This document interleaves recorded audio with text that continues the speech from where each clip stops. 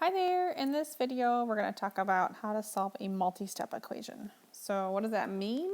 That means we're going to take an equation, in this case a linear equation, and we're going to solve it, and it's going to have more than two steps. So here's some ideas that we're going to want to remember when we're solving. First thing we want to remember is the distributive property. That's going to come back, so that we're going to need to use that. It means that when you have a number or a variable on the outside of a group of parentheses, you're going to take that and you're going to multiply it by everything inside the parentheses. So you're going to multiply your A and your B and your A and your C. The next thing you're going to want to remember is before you do any undoing or moving anything, you want to always combine your like terms before doing anything else if you have any.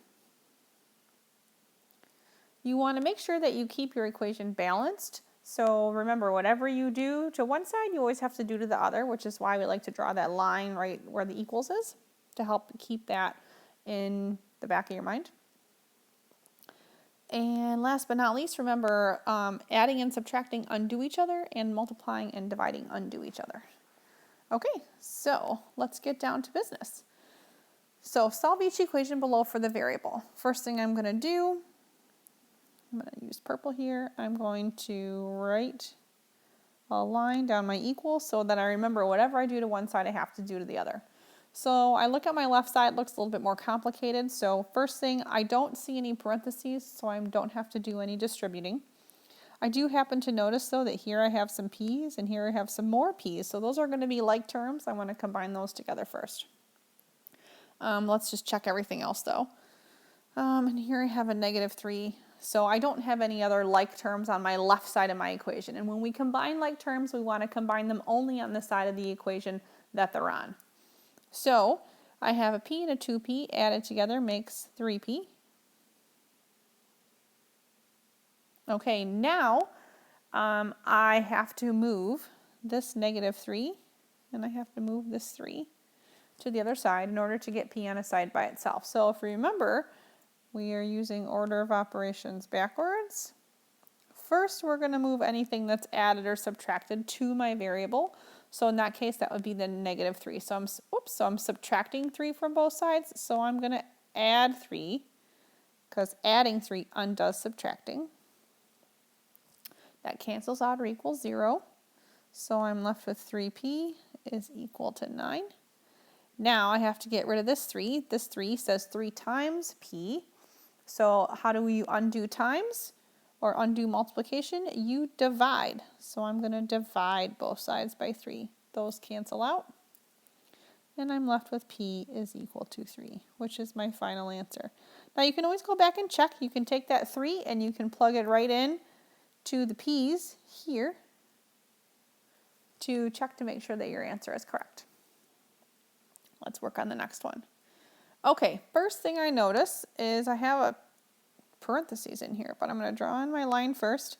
All right, first thing I want to do is I want to handle this parentheses. So I'm going to use the distributive property. I have to take this 4 and I multiply it by x, and I multiply it by 5. So this gives me 3 plus 4 times x is 4x, and 4 times positive 5 is 20.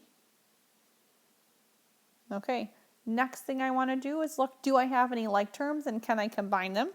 So here I have 3 and a 20, those are constants. And then here I have 4 x's. So I can combine together my constants. So 3 plus 20 is 23.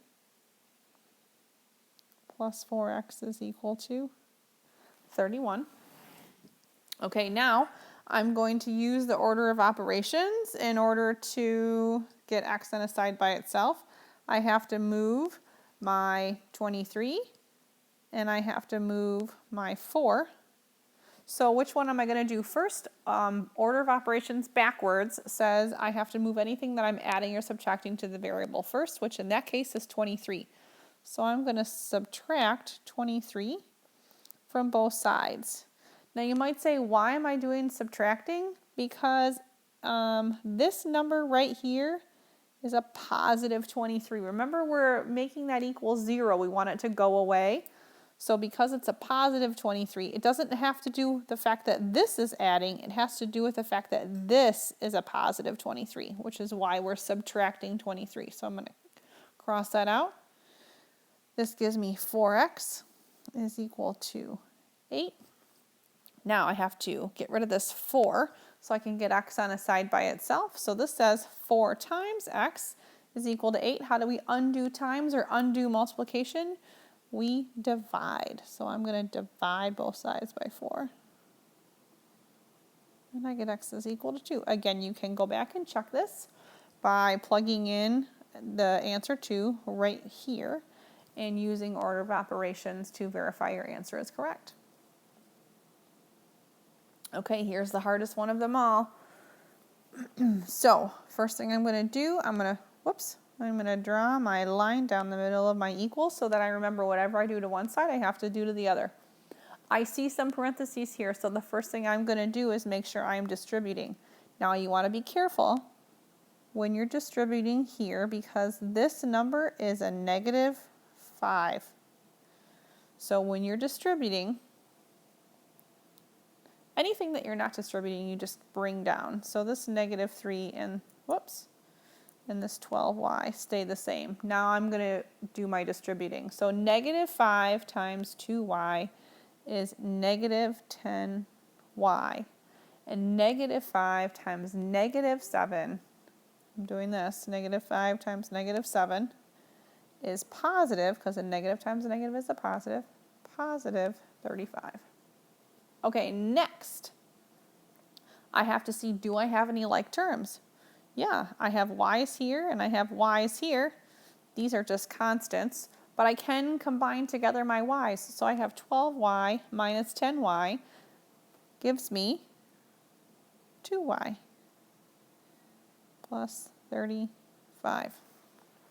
Okay, now I have to move this 2 and I have to move this 35 to the other side in order to get y on the side by itself. So I have to undo it using order of operations. Backwards, I want to first move anything that I'm adding or subtracting to the variable. So I'm adding or subtracting this 35. My 35 is positive, so the opposite of positive 35, or to undo adding 35, is negative 35. I'm going to subtract 35 from both sides. This gives me negative 38 is equal to 2y.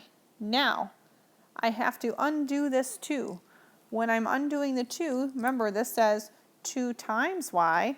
So how do you undo times? How do you undo multiplication? You divide. So I'm going to divide both sides by 2. This cancels out. And I'm left with y equals, now negative divided by positive is a negative, and 38 divided by 2 is 19. So my answer is negative 19.